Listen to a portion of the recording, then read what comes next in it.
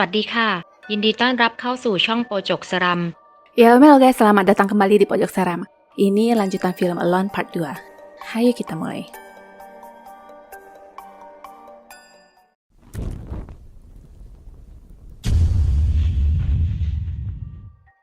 Di hari berikutnya, Pim kembali ke rumah sakit dan sewaktu dia masuk ke dalam lift, dia merasa seperti melihat dua bayangan sedangkan di dalam tidak ada orang lain selain dirinya. Sosok bayangan itu bahkan bersandar kepadanya dan Pim terus meyakini dirinya bahwa itu tidak nyata. Hal itu ternyata berhasil di mana sosok bayangan itu pun menghilang. Pulangnya, Pim membeli anjing baru yang mirip sekali dengan peliharaan lamanya dan memanggilnya dengan nama yang sama. Berbeda dengan Pim, Wi tetap menganggap itu adalah anjing yang berbeda walaupun terlihat sama.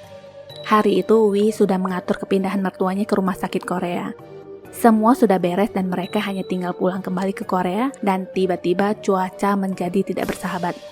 Angin bertiup kencang yang membuat beberapa barang di kamar terjatuh berserakan. Wi menutup semua jendela dan membereskan barang-barang yang berceceran sampai ke bawah ranjang. Tiba-tiba dia merasa seperti ada orang yang duduk di atas ranjang yang membuat kasurnya menonjol ke bawah, tapi anehnya ternyata tidak ada siapa-siapa. Karena momen itu juga Wi menemukan lukisan yang pernah diberikannya dulu ke Pim, tapi bedanya ada bekas lem. Jadi ceritanya dulu, lukisan itu membuat Ploy semakin murka dan merobeknya karena yang digambar Wi hanyalah Pim seorang. Wi mempertanyakan kembali apakah alasan mereka berpisah dulu ada hubungannya dengannya. Jadi ceritanya saat Ploy merobek gambar itu, saat itu jugalah Pim mengatakan membenci Ploy dan menginginkan perpisahan dengannya. Ploy sendiri pernah berbuat nekat yang ingin mengakhiri hidup dan menolak keras untuk dipisahkan. Pim begitu frustasi dan ada sebuah gambaran di mana ibu mereka menandatangani surat persetujuan pemisahan di antara keduanya. Pim mengatakan kepada Wi di mana ternyata selama ini Ploy juga menyukainya. Malamnya lagi-lagi Pim merasa dihantui dan hantu Ploy terang-terangan menunjukkan wajahnya yang sangat menyeramkan. Besoknya Pim bertemu dokter dan kali ini dia sudah enak dengan pendapat dokter yang berkata hanya halusinasi lalu pergi tanpa sepengetahuan Wi yang sedang menunggunya di luar. Sesampainya di rumah, Pim membakar semua barang yang berhubungan dengan Ploy termasuk foto mereka dulu. Sewaktu Pim kembali untuk mengambil baju-baju di lemari, hantu Ploy muncul di antara selipan baju dengan posisi tergantung. Pim sangat ketakutan dan segera pergi. Sewaktu dia menyalakan mobil, lampu sorot mobilnya menangkap sosok Ploy yang berdiri di depan dan Pim malah menginjak gas yang lalu menabrak ke rumah kaca. Dia pun keluar dari mobil dan di sana lagi-lagi hantu itu menampakkan diri yang terlihat sedang merangkulnya. Wi pulang dan Pim langsung memeluknya yang ternyata itu adalah hantu Ploy.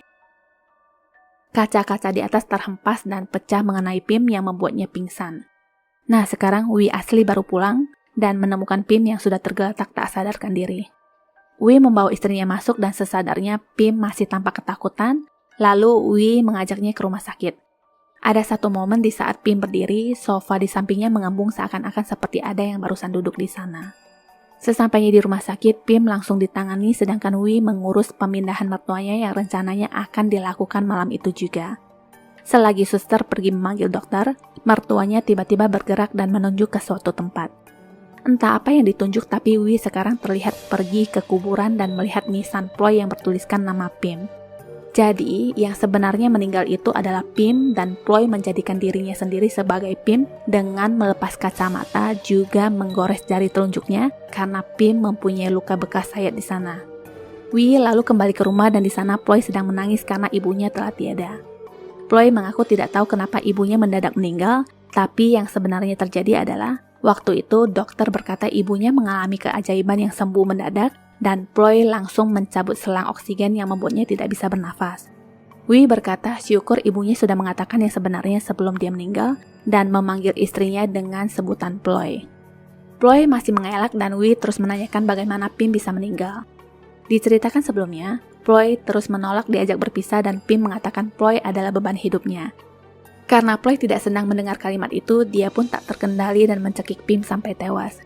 Karena ketidaksengajaan itu, Ploy lalu berteriak memanggil ibunya.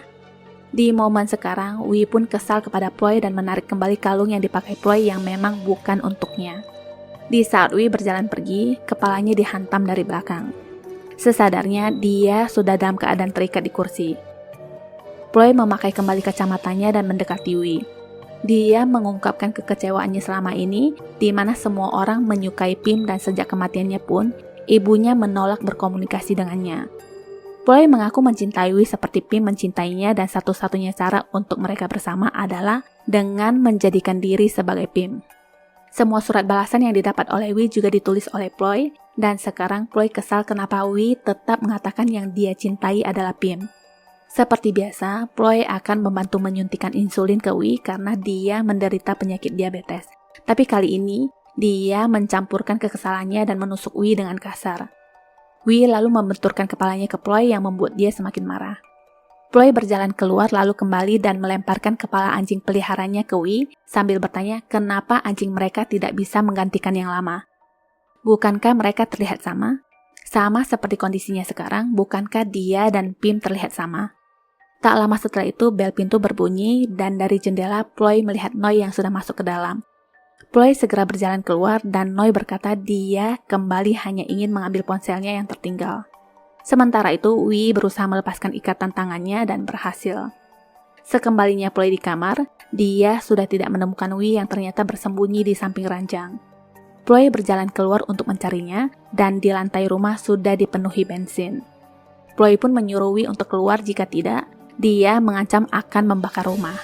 Wee keluar dan menyerang perempuan gila ini, tapi sayangnya lighter yang dipegangnya itu terjatuh ke lantai dan seketika api pun berkobar. Dua orang ini masih tabok-tabokan yang sampai terguling-guling ke bawah tangga. Wee nyangkut di railing tangga sedangkan Ploy pingsan di bawah. Lampu gantung jatuh yang memperparah kobaran api. Wee masih selamat tapi kakinya membengkak. Segera dia menyuntikkan insulin dan berusaha menyelamatkan diri. Ternyata Noi juga sudah tewas dan Wee terus merangkak pergi. Tiba-tiba dia dihadang oleh Ploy yang langsung menghantamkan standing lamp ke arahnya. Wee menghempaskannya dan mereka masih terlibat perkelahian. Bagaimanapun Wee yang waras masih punya hati, tapi itu malah menjadi kesempatan buat Ploy untuk menyerangnya. Sewaktu Ploy mencakik Wee, dia berhalusinasi melihat hantu Pim. Sekarang giliran Wee yang langsung menjatuhkan lemari tepat menimpa Ploy. Wee pun segera keluar dari rumah itu sedangkan Ploy ternyata masih hidup dan masih terjebak di dalam lemari. Dari bawah, dia melihat hantu kembarannya yang merayap ke tubuhnya. Kayu-kayu berjatuhan dan membakar lemari beserta Ploy di dalamnya. Inilah arti dari kartu tarot yang mengatakan ada janji yang akan ditagihkan yang mengibaratkan anak kembar yang tidak terpisahkan selamanya. Setelah itu, Wee ke kuil untuk mendoakan sepasang kembar itu dan meletakkan kalung Pim di sana. Tamat.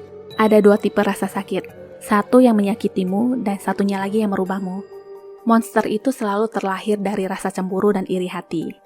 ขอบคุณที่รับชมช่องของเรานะคะ ถ้าชอบอย่าลืมกดไลค์ กดติดตาม และแชร์หนังเรื่องต่อไปของเรานะคะ ขอบคุณค่ะ Sampai jumpa.